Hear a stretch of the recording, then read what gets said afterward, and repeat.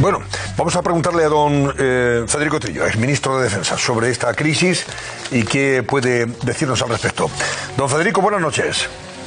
Hola Antonio, buenas noches a todos. Bueno, en primer lugar, lo que ha hecho hasta ahora mismo el gobierno español y su colega, Margarita Robles, como ministra de Defensa, ¿cómo lo valora? Yo creo que ha hecho lo correcto, y así lo ha expresado también el líder de la oposición, Pablo Casado, desde el primer momento, encontrarse con situaciones análogas en el pasado, pero en cualquier caso, yo creo que tanto el comportamiento de Defensa como el actual, en ese momento el de el ministro de Asuntos Exteriores en la Comisión del Congreso, es el correcto, el adecuado a un país occidental integrado en la Unión Europea y en la Alianza Atlántica. Y el gobierno en su conjunto, Pedro Sánchez, el hecho de que, bueno, pues no haya sido, por ejemplo, llamado a esa videoconferencia de ayer por el propio Biden. Bueno, vamos a ver, ya en otra ocasión que tuve oportunidad de hablar con usted y con sus contertulios, y a pesar de Fernando, que efectivamente tiene genio porque en este caso lo demostró, yo dije y provoqué a Fernando que es natural que el presidente de los Estados Unidos no invite a una reunión de seguridad a quien tiene en su gobierno 5 comunistas. Es así de simple y de sencillo. Y además, en estos días pues se ha puesto de manifiesto que Biden y los aliados pues efectivamente no quieren contar en la mesa de las decisiones con un gobierno en el que su anterior vicepresidente, como si fuera una especie de charlatán de feria, ha venido otra vez con el no a la guerra, ha salido la ministra Irene Montero, la otra Belarra, todos en la misma tensión callejera, que es lo que les va, ¿no? El río revuelto, ganancia de pescadores. Yo lo que quiero ante eso es decir, en primer lugar, que hay que desdramatizar la situación. No hay una guerra inminente, ni probablemente hay una guerra inevitable. Al contrario, lo que las partes ahora están es dialogando. No es que se busque el diálogo, es que ya se han sentado juntos el ministro de Asuntos Exteriores ruso y el secretario de Estado de los Estados Unidos, y han puesto sobre la mesa posibles soluciones de compensación y de acciones en la frontera de Ucrania.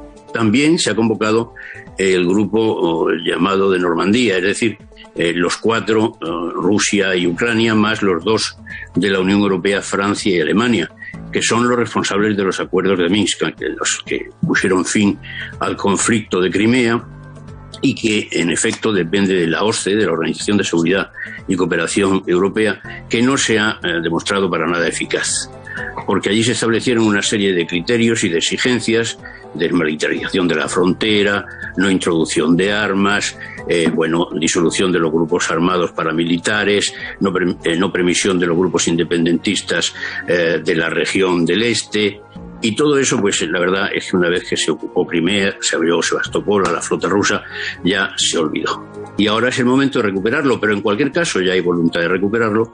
Mi paisano señalaba hace un momento que en efecto pues el presidente francés se la juega fuerte, el primer ministro canciller alemán es la mayoría de que va a una reunión como esta y por tanto también jugará fuerte, y en consecuencia no estamos en modo alguno abocados a una guerra. Yo creo que a la gente tenemos la responsabilidad de tranquilizarla, y en este caso no contribuir a aquellos pescadores de río revuelto a los que me refería antes, sino a la sensatez y a decir, hombre, aquí hay un conflicto que no va a acabar pronto ni va a ser fácil, porque Rusia ha tenido siempre pretensiones sobre Ucrania y las va a seguir teniendo, y sobre su zona de influencia, pero yo no veo esa inminencia bélica que están presentando algunos. Claro, señor Trillo, el problema es que la alarma se dispara en el momento en que, como nos contaba antes su paisano, Chema Gilgarre, claro, es que despliega nada más y nada menos que más de 100.000 soldados en esa zona del sudeste de Ucrania, la frontera, y bueno, todo el aparato, en fin, de vehículos militares, etcétera, etcétera. Claro, si es solamente para disuadir, como ellos dicen, a Ucrania de que intervenga en esa zona que ahora está en favor está controlada por los prorrusos, por los ucranios prorrusos, pues parece que es excesivo, ¿no? Que la intención solo sea la de amedrentar un poquito y que dejarlo todo ahí, que es lo que ha llevado a Estados Unidos a reaccionar y a la OTAN, ¿no? No, vamos a ver. En cualquier caso es una exhibición de fuerza, eso sí, está claro. Pero yo querría traer a la atención de ustedes y de los televidentes el nuevo concepto de la guerra, que se llama guerra híbrida, y que consiste en no utilizar directamente la agresión, la guerra de invasión o el enfrentamiento, sino acciones militares no militares, políticas, económicas, cibernéticas, etcétera, que van llevando al adversario a el máximo de tensión, pero justo en ese límite es donde se para. ¿Por qué? Porque no se quiere una guerra abierta. Ese es el concepto muy de moda de la guerra híbrida. Y sobre todo en las zonas grises, es decir, en las zonas de influencia. Y eso es exactamente lo que está ocurriendo allí. Es decir, Rusia ha querido siempre, cuando era anterior Imperio Soviético, anterior con Imperio de los Zares, tener una zona, digamos, gris, intermedia, entre la Europa, en este caso la Europa Unida y la Europa de la OTAN, de la Alianza Atlántica, y lo que era entonces el Pacto de Varsovia. Cuando tenían el Pacto de Varsovia aplicaron la doctrina Brezhnev de la soberanía limitada e intervenían directamente en aquel que se les mandaba. Ahora no pueden hacer eso, entonces lo que hacen es aplicar esta técnica de la guerra híbrida, de estar aquí, de amenazar, de acosar, pero hasta el momento, salvo en el caso de Crimea, no han roto aguas. Y yo creo que no van a romperlas, se están llevando las cosas justo hasta ese límite, porque saben además que no pueden. Y yo creo que además en el fondo no lo desean. Lo cual, insisto, no quiere decir que vayan a cejar en su presión sobre Ucrania. Ahora mismo el papel de España debe limitarse a lo que ha hecho. No tiene que dar ningún paso más, ¿no? El Ministerio de Defensa no tiene que enviar más fuerzas a la zona, salvo que lo demande la propia OTAN. Claro, es decir, hasta ahora España no ha tomado decisiones, digamos, dentro del Tratado del Atlántico de la OTAN, de casus belli, de casus fedoris. No es el caso de guerra. Ha enviado la fragata Bardelezo, de la que, por cierto, es la unidad más moderna y operativa de la Armada Española, pero además, como esa, tenemos otras seis, porque tocaba, es decir, que ya estaba previsto que iban a ir de maniobras y de exhibición por aquella zona, como van los cazaminas o como van incluso en las pequeñas fuerzas europeas, que esa es otra, la escasísima integración de las Fuerzas Armadas Europeas, Euromarfor, Eurofor, es decir, eso es frecuente en las maniobras aliadas. ¿Se han anticipado un poquito? Sí. ¿Por qué? Pues también por responder a esa exhibición de fuerza. Respondemos desde este lado con exhibición de fuerza. Pero no ha hecho falta, informar al Congreso siempre es bueno, lo está haciendo el ministro de Exteriores, pero digamos no se solicita la autorización del Congreso para un caso de solidaridad defensiva de la OTAN, porque hasta ahora no ha existido. Y quiera Dios que no exista. ¿En qué caso tendría que responder el señor Sánchez y ya informar al Congreso si se diera un paso más allá, ¿no? De lo que ahora mismo estamos viviendo. Eso es una cuestión política, no una cuestión jurídico internacional, de lo que hablábamos antes con el Tratado del Atlántico Norte, con el Tratado de la OTAN, y cuando entra en juego el casus fedoris y en el derecho interno la necesidad de pedir la autorización del Congreso. El informe por el presidente del Gobierno a la Cámara es un informe político obligado, sobre todo en un caso de tanta gravedad y mucho más cuando en la mitad, no la mitad sería exagerado, 5 miembros del gobierno han salido a decir estas cosas del no a la guerra y semejantes, incalificables conductas. ¿Por qué? Pues porque en estas ocasiones la unidad del gobierno es vital. Es vital para la ciudadanía, es vital para la cohesión de los países europeos, para las Fuerzas Armadas y, por supuesto, para nuestro prestigio exterior. Es decir, el presidente del gobierno tiene que tomar una posición clara y además el sitio para tomarla es el Congreso de los Diputados. Hemos visto imágenes de ese vídeo que ha generado muchas críticas, pero también muchos memes y mucha ironía del presidente del gobierno. Ahí lo tenemos este fin de semana, que fue difundido por Moncloa, haciendo supuestas gestiones sobre la crisis, ¿no? Hay excesiva sobreactuación del señor Sánchez hasta el punto de ponernos en disposición de decir, oiga, este señor va a protagonizar la crisis y se va a ver con Biden en cualquier momento, a tenor de cómo vimos y se comportó en ese vídeo. Teléfonos por aquí, teléfonos por allá, en fin. A ver, no me provoque, Antonio. Estamos acostumbrados a estas interpretaciones permanentes del presidente Sánchez. A mí me preguntaban unos amigos el otro día a qué personaje de Shakespeare, de los subdramas, se parecería a Sánchez. Dije, no, a ninguno. Es un personaje de la picaresca española, muy español. Es decir, es que sobrevive a base de mentir permanentemente. Y por tanto, pues esos engaños y esas actuaciones son las actuaciones propias de un pícaro, con todo respeto. Bueno, quiere preguntarle a Fernando Jáuregui, señor Trillo, y también me imagino Maite y Pilar.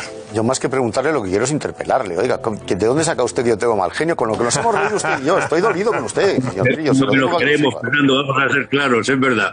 No era para provocarte, sin más. No, sí, eso estaba claro. Bueno, pues ya me ha provocado, y entonces le voy a preguntarme a usted. Yo, naturalmente, pienso que el gobierno de coalición pues es un gobierno desequilibrado, pero sinceramente, le digo la verdad, dudo mucho que alguien como Biden o como el Departamento de Estado norteamericano excluya a un país porque tenga a una ministra como Ione Belarra, que no sé ministra, ya no me acuerdo de qué es, pero pinta nada, en este asunto no pinta nada, como no pinta Irene Montero, como no pinta el ministro de Consumo, no pintan nada ninguno de los tres. Y por cierto, no son 5 los ministros que se han proclamado en contra, yo creo que solo han sido 3, porque la vicepresidenta Yolanda Díaz no se ha pronunciado en contra, que yo sepa, está calladita, que es donde le corresponde estar. Pero oiga, dígame una cosa, a mí, una vez dicho esto, que a mí, sinceramente, pues no me gustan nada los de Podemos, es obvio, pero una vez dicho esto, yo creo que el gobierno mayoritariamente, la parte mayoritaria del gobierno, está teniendo una conducta bastante irreprochable en cuanto a su lealtad a la alianza. Y no me parece que el gobierno de Estados Unidos, que Washington, esté portándose bien con nosotros. Probablemente nunca estaríamos en esta cumbre, pero merecemos estarlo. Somos la 4ª potencia de Europa, oiga. Y además le voy a decir una cosa. Usted que ha sido ministro de la cosa y sabe usted mucho, y ha sido embajador en Londres. Oiga, ¿usted cree que es normal que un país como Estados Unidos mantenga durante un año vacante la embajada en Madrid, porque no sé qué pasa con la señora Reynoso, que tenemos dificultades, pero oiga, ¿usted cree que es normal que en estas condiciones, tal y como estamos, mantenga vacante esa embajada? ¿Usted cree que es normal que nos excluyan de todo cuando tenemos la base rota y somos unos señores que... Esto ya no es el país de bienvenido Mr. Marshall, señor Trillo, ya no lo es, a ver si se enteran en Washington de una vez, ¿no? Dos preguntas por una. Dos tiene ahí para responder. Dos, no, una. A ver, sí, no, dos. Yo estoy de acuerdo, como es no solo natural, sino obligado, como español, a que España debe estar donde le corresponde y le correspondería estar allí, por supuesto, inequívocamente. No, sin embargo, estoy tan de acuerdo, Fernando, en la primera parte, en que los Estados Unidos deben saber perfectamente, la falta de peso político de Belarra y de Irene Montero. Cuidado.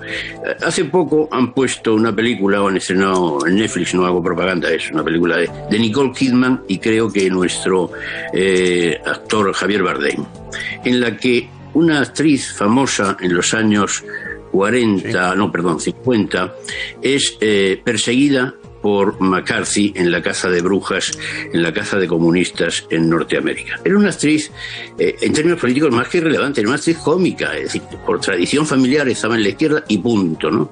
Bueno, pero allí se la tomaron en serio. El tema del anticomunismo en Norteamérica es feroz. Y por tanto, ahí no caben bromas, aunque sea Belarra insignificante. Ellos se toman eso en serio. Y ellos, y no solo ellos, es que tener a estas alturas de la historia 5 comunistas en un gobierno es una cosa muy seria. Y el hecho de que la embajada siga vacante, en fin, sabemos quién va a ser la embajadora, pero todavía no ha llegado, ¿no? A Madrid. No, si tiene el plácito y por todo. Eso tiene el plácito, pero no ha llegado. Un año llevamos sin embajadora en Madrid de Washington. Sí. Es muy extraño, es muy singular, francamente singular, y mucho más en unas circunstancias como estas. En cualquier caso, efectivamente nosotros somos un gran país europeo y nos digamos con unas tremendas vinculaciones, no solo con los Estados Unidos, sino con toda América, y debiera ser prioritaria y prevalente la atención que nos prestaran. Sí, buenas noches, señor Trillo. Yo quería preguntar, por abundar un poco en las declaraciones que hacía respecto a los comunistas y al rechazo que puede haber en Estados Unidos a que haya comunistas en un gobierno occidental. ¿Es tanto eso o también poner a disposición de esos miembros del gobierno determinada información confidencial o reservada? Bien, eso está muy bien señalado. Exactamente eso. O sea, nada que pueda ser confidencial le merece confianza. No la comparten con comunistas, claro, porque es que además tampoco se oculta que no merecen esa confianza. Es decir, es que estos señores han estado haciendo informes para Maduro o para los bolivianos o vaya a saber para quién, ¿no? O sea que también eso es muy importante, claro. Vamos a aclarar que Ulisa Reynoso, la embajadora de Estados Unidos en España, ya está aquí en Madrid, pero todavía no ha presentado las cartas credenciales, o sea, no está ejerciendo todavía como embajadora, y lo que nos llamaba la atención el hecho de que efectivamente no lo haya hecho y además haya sido un año entero sin sin embajada, sin embajador o embajadora, la que ha tenido la Casa Blanca aquí en Madrid. A ver, Pilar Gómez. Sí, hola, buenas noches. Yo le quería preguntar si puede haber precisamente alguna relación en los socios que el gobierno de Sánchez, ya no por su parte de Podemos, sino la política que ha hecho Sánchez durante todo este tiempo, que ha sido mirar más precisamente a esos gobiernos, sobre todo en Iberoamérica, donde Sánchez ha permitido que Podemos estableciera esas redes, y hemos descuidado al otro socio, y quizá por eso el señor Biden, pese a que nos dicen continuamente que entre los números dos hay muy buena relación, y yo no tengo por qué dudarlo, pero no ha hecho ni un solo gesto. Es decir, en Marruecos no nos apoyó, ni al revés. Quizá es porque se han descuidado precisamente esas alianzas. Sí, es otro factor muy importante, pero que muy importante. Yo creo que no se nos va a... se nos está pasando factura de esos compromisos excéntricos del gobierno de España, del gobierno de Sánchez, y sobre todo de su segundo y de sus 5 ministros podemitas, que sinceramente no es aceptable. Es decir, que eso los Estados Unidos no se lo tragan fácilmente, no es un tema menor. Para ellos los temas de los bolivarianos no son temas menores, están en su propio continente. Ya los conflictos más graves que han tenido han sido precisamente por los intentos de los comunistas de alcanzar pues el territorio de Estados Unidos. Y no digamos ya si tienen informes, y los tienen seguro, de la alianza con los exterroristas, porque los Estados Unidos, el único ataque que han tenido en su territorio, en su historia, ha sido por un ataque terrorista, y por tanto las alianzas de ese gobierno con los terroristas ex-etarras pues tampoco le gustan nada. Claro. Aprovecho para preguntarle, en este contexto, ¿se aprovecha, por ejemplo, Marruecos de la debilidad de España, por ejemplo, respecto a Estados Unidos? ¿Cómo analiza usted la crisis que mantenemos todavía con Marruecos, a pesar de los esfuerzos, por ejemplo, del rey, por mejorar la situación y, bueno, pues restablecer esas relaciones a un nivel de normalidad? Claro, las relaciones internacionales siempre son así, ¿no? Es decir, se aprovecha un poco la debilidad del que se considera adversario para buscar otras alianzas y cebarse en esa debilidad. Marruecos ha tenido siempre esa actitud recelosa con España, y en los últimos años pues no ha sido, vamos a ser claros, una actitud ni transparente ni podemos calificarla de leal. Es decir, la toma de la invasión con menores de edad de Ceuta del pasado verano fue una auténtica tropelía contra el derecho internacional, contra la integridad territorial y la soberanía de España. Y sin embargo, pues tampoco tuvimos entonces, digamos, una solidaridad y una comprensión internacional inmediata, lo cual, por cierto, es bastante despreciable y condenable. Tampoco puedo decirles que se portaran mejor en el caso de Perejil, el caso ya paradigmático de Perejil, porque en contra de algunas versiones que se han publicado, el gobierno del que formé parte tuvimos que eludir que los Estados Unidos pusieran en conocimiento del entonces rey de Marruecos, Hassan, el que íbamos a tomar el islote, porque aquella misma noche, cuando se supo que había movimiento de aviones en Morón, de helicópteros, se avisó por la embajadora de los Estados Unidos en Marruecos, el rey de Marruecos, y llamaron a medianoche para advertir que no tomáramos ninguna acción militar para reconquistar la isla, porque no sería bien visto por los Estados Unidos. Naturalmente, ya se pueden imaginar con lo ocurrido por donde nos pasamos el consejo. Pero Powell sí le apoyó a usted de alguna forma, ¿no? Colin Powell, entonces, el secretario de Estado. España tendrá siempre una deuda de gratitud con Colin Powell. Claro. Powell se portó bien en todo con nosotros. Se portó bien en el conflicto de Irak, de Afganistán. Se portó bien en el conflicto de Oriente Medio, porque siempre pasaba por Madrid a informar al presidente Aznar, que lo compartía con algunos de sus ministros, entre los que me encontraba, y se portó magníficamente en el caso de Perejil, porque fue el que recondujo luego la situación y logró que se abandonarse, no es que se hubiera abandonado, lo sacamos de allí, pero que se restableciera el status quo de territorio de nadie, territorio nulius del islote. Una cosa más para despedirle, señor Trillo. Valóreme el papel de su colega, en este caso ya su sucesora, después de muchos otros, Margarita Robles, en el Ministerio de Defensa. ¿Cómo la valora? Bueno, yo creo que es de las ministras, si no la ministra más valorada del gobierno, mejor valorada del gobierno, Creo que está siendo una ministra prudente en un ministerio difícil, muy difícil, y que en los momentos podríamos decir que de crisis, como ha sido el COVID, la crisis sanitaria y la utilización o el empleo de la unidad militar de emergencias, o en esta crisis, su comportamiento ha sido más que correcto. Don Federico Trillo, pues ha sido un placer, como siempre, gracias y hasta una próxima ocasión.